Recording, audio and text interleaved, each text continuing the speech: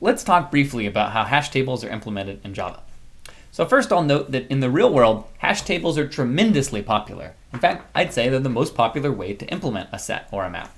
They have great performance in practice. They don't require the items to be comparable, so we don't need a less than operation.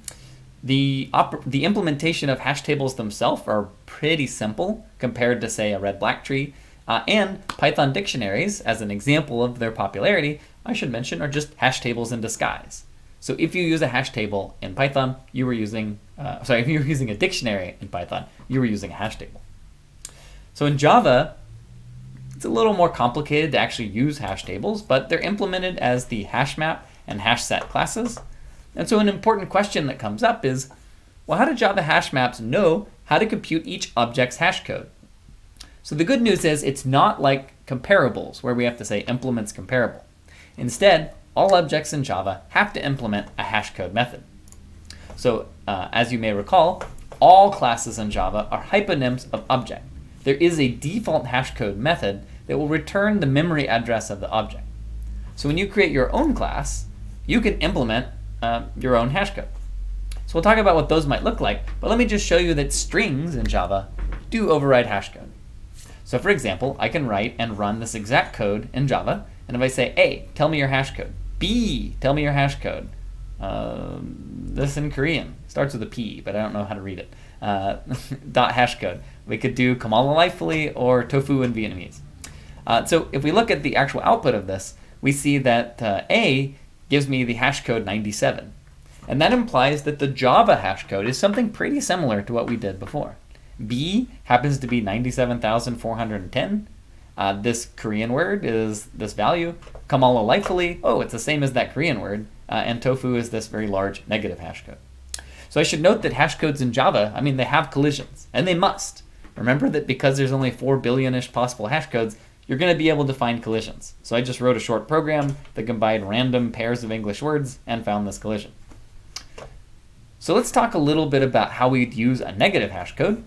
And so my question for you is, let's say that we have some object, let's say this golden apple here, and its hashcode is -1. So philosophically, which bucket do you want it to be in? Okay, and I'll tell you my answer. So I think there's 2 reasonable answers. I think 1 and 3 are both reasonable, but to me, I like 3. And the reason is that if we think about how modulus works, well, if we go 3, 2, 1, 0, and then loop back around, I would get -1, -2, -3, -4. Okay, so I just like that better, but you could put it in position 1 just as easily. But I think this is nicer.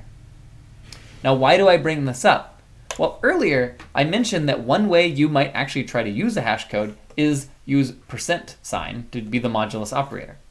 However, in Java, if you do -1%4, you get back -1. So that's just the semantics of the modulus operator in Java. And so if you want the more natural, philosophically consistent version of modulus, you can do it in many ways, but the most natural way is to use this function called floormod that's used for other purposes, but it happens to have this convenient feature that if I say, give me -1 floormod 4, I get the natural modulus, like a better modulus.